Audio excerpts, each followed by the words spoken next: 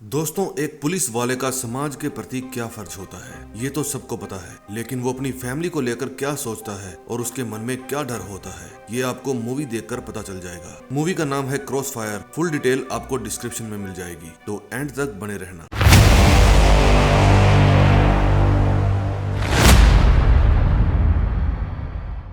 पूरे शहर में हर जगह न्यूज चल रही थी कि एजेंट मार्क पैटरसन ने अकेले ही गोरिल्ला गैंग का सफाया कर दिया। ये गैंग लड़कियों की तस्करी किया करती थी। इस वार में एजेंट ने अपनी वाइफ को भी खो दिया था। एजेंट का स्टाफ भी इस समय यही न्यूज सुन रहा था। तभी वहाँ पर मार्क आता है। सभी लोग उसके काम के लिए उसे अप्रिशिएट करते हैं। वो कहता है, मैं अकेला कुछ भी नहीं कर पाता अगर आप लोग मेरा साथ नहीं देते। फिर वो अपने सीनियर ऑफिसर को अकेले में चलने के लिए कहता है और उन्हें अपना रेजिग्नेशन लेटर देता है। अब वो इस ड्यूटी से छुटकारा पाना चाहता था, क्योंकि इस जॉब के कारण उसने अपनी वाइफ को खो दिया था, लेकिन वो अपनी बेटी को खोना नहीं चाहता था। सीनियर ऑफिसर उसे रोकता है, लेकिन मार्क उसकी बात नहीं मानता और अपना आइडेंटिटी कार्ड देकर वहाँ से चला जाता है। अगले दिन वो अपनी बेटी को लेने एयरपोर्ट जाता है, क्योंकि वो गर्मी की छुट्टियां बिताने वहाँ आई थी। अलीशा अपने फादर को देखकर खुश नहीं होती और कहती है कि आप अपना काम कीजिए और मैं अपना। जब से मेरी मॉम की डेथ हुई है तब से आपने मुझ पर से अपना हक खो दिया है। तभी अलीशा के पास किसी का मैसेज आता है, क्या तुम एयरपोर्ट पहुंच गई?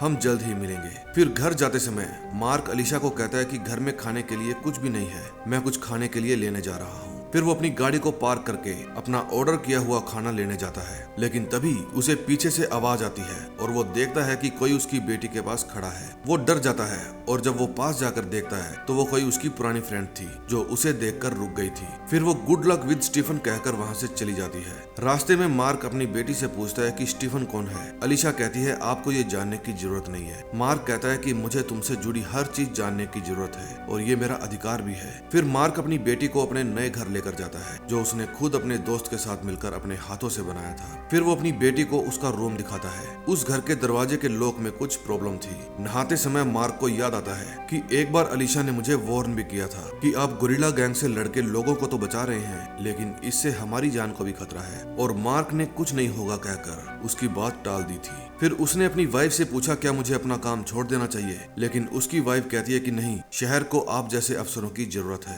रेडी हो जाओ, हमें बैंक जाना है। फिर जब वो अपनी वाइफ को लेकर बैंक गया तो वहीं पर किसी ने उसकी वाइफ को गोली मार दी थी। फिर मार्क के घर की बेल बजती है और जब वो देखता है तो बाहर उसकी पड़ोसन उसके लिए खाना लेकर आई थी। फिर वो अपनी पड़ोसन को अलीशा से मिलवाने ले जाता है, लेकिन अलीशा उससे मिलकर खुश नहीं होती। फिर जब अलीशा मार्केट जाती है तो वहाँ कोई गुंडा आ जाता है और उसका पर्स छीनकर भागने की कोशिश करता है। वो उसका मुकाबला करती है, लेकिन वो उसका पर्स ले ही जाता है। फिर वो पास बैठे बैगर का एक कॉइन उठाती है और अपने पापा को कॉल करने की कोशिश करती है, लेकिन फिर वो अपना फैसला बदल देती है। उसके बाद वो एक टैक्सी वाले को कहती है कि मेरा पर्स चोरी हो गया है, क्या तुम मुझे बिना पैसे मेरे घर छोड़ दोगे? वो मना कर देता है। फिर वो यही सवाल दूसरी टैक्सी वाले से करती है, लेकिन वो तो इसके पीछे ही पड़ जाता है। अलीशा उससे पीछा छुड़ाने के लिए मार्केट में घुस जाती है। वो टैक्सी ड्राइवर उसके पीछे पीछे वहाँ भी आ जाता है, लेकिन तभी उनकी नेबर अलीशा को आवाज लगाती है और वो टैक्सी ड्राइवर वहाँ से चला जाता है। फिर अलीशा अपनी नेबर से सुबह के किए हुए बर्ताव के लिए माफी मांगती है और जो कुछ भी उसके साथ हुआ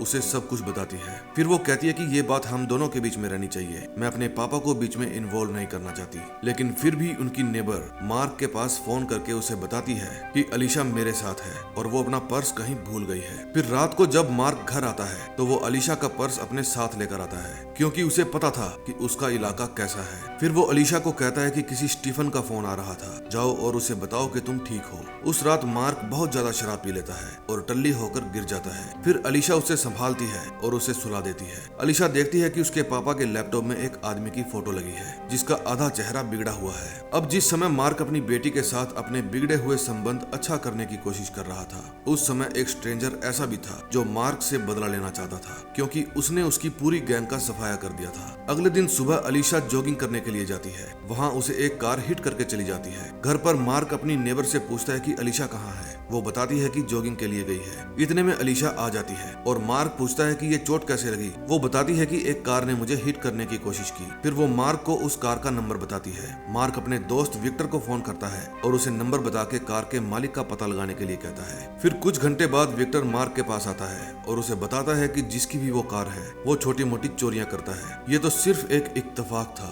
उसका आपकी फैमिली के साथ कोई लेना देना नहीं है, आपकी फैमिली बिल्कुल सेफ है। फिर वो अपनी बेटी को शूटिंग सिखाने के लिए ले जाता है और कहता है कि इस दुनिया में तुम सिर्फ मुझ पर विश्वास कर सकती हो। एक मैं ही हूँ जो तुम्हें कभी नुकसान नहीं पहुंचा सकता। फिर वो अपनी बेटी को फाइट स्किल्स सिखाता है और जरूरत पड़ने पर अपनी रक्षा कैसे की जाती है उसकी ट्रेनिंग देता है। ये ट्रेनिंग वो अपनी बेटी को बचपन से देता आ रहा है। फिर जब वे घर जा रहे थे तो वही स्ट्रेंजर सड़क पर कुछ कीलें बिछा देता है ताकि मार्क की कार का एक्सीडेंट हो जाए और बिल्कुल ऐसा ही होता है। इसमें उसकी नेबर और अलीशा को चोटें आती है। तभी विक्टर आता है और बताता है कि किसी ने जानबूझकर उसकी कार का टायर पंक्चर करने की कोशिश की है। अब मुझे लगता है कि ये कोई संयोग नहीं है। मार्क कहता है मैं संभाल लूंगा, तुम जाओ। फिर जब वो अपनी बेटी के पास बैठा था तो उसकी बेटी पूछती है कि आपके लैपटॉप में जो बिगड़े हुए चेहरे वाले आदमी की फोटो है, क्या वही मेरी माँ का कातिल है? मार्क उसकी बात का जवाब नहीं देता और उठकर वहाँ से चला जाता है। अब कुछ दिन बीत जाते हैं, सब कुछ ठीक चल रहा था। अलीशा अपनी नेबर को कहती है कि मैं अपने फ्रेंड के साथ घूमने जा रही हूँ, सो प्लीज आप पापा को संभाल लेना,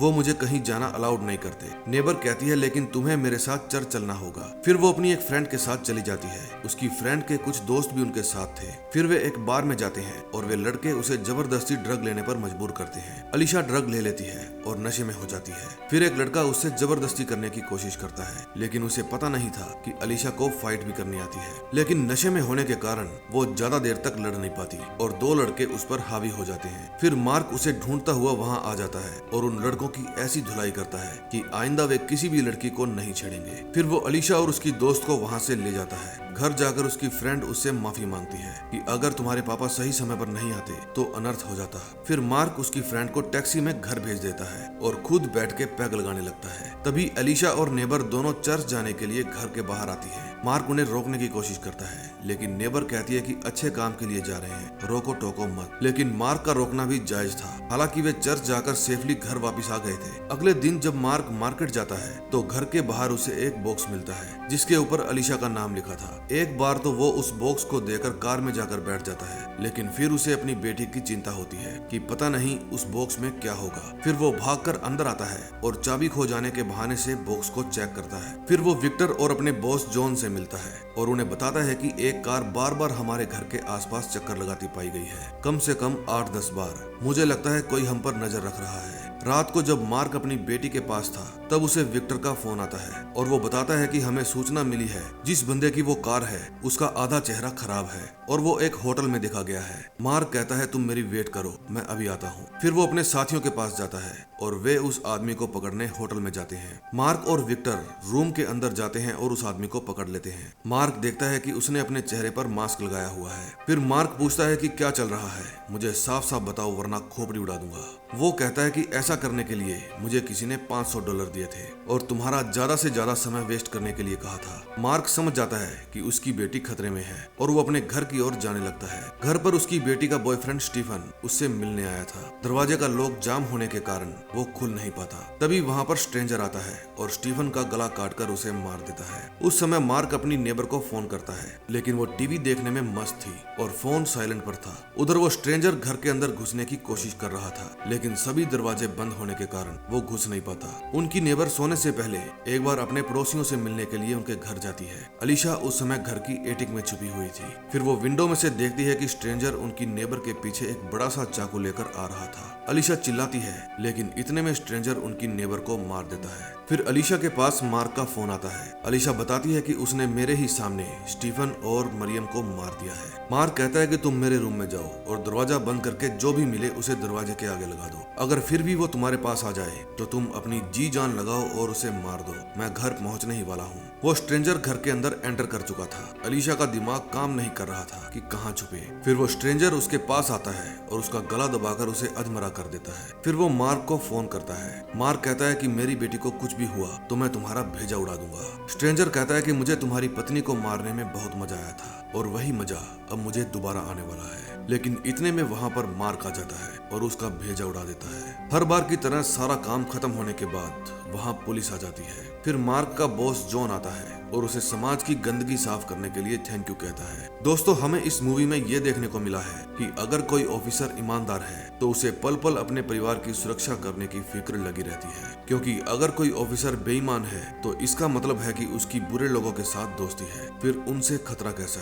और हाँ, अपने बच्चों भाई बहनों को फाइटिंग स्किल्स जरूर सिखाएं, क्या पता ये कब काम आ जाए। हालांकि अलीशा के फाइटिंग स्किल उस स्ट्रेंजर के सामने काम नहीं आए, लेकिन हर बार ऐसा नहीं होता। दोस्तों, मूवी अच्छी लगी हो तो भी और ना अच्छी लगी हो तो भी प्लीज मेरे चैनल को सब्सक्राइब कर दीजिए। हम मिलेंगे नए दिन नई स्टोरी के साथ, तब तक के लिए बाय बाय।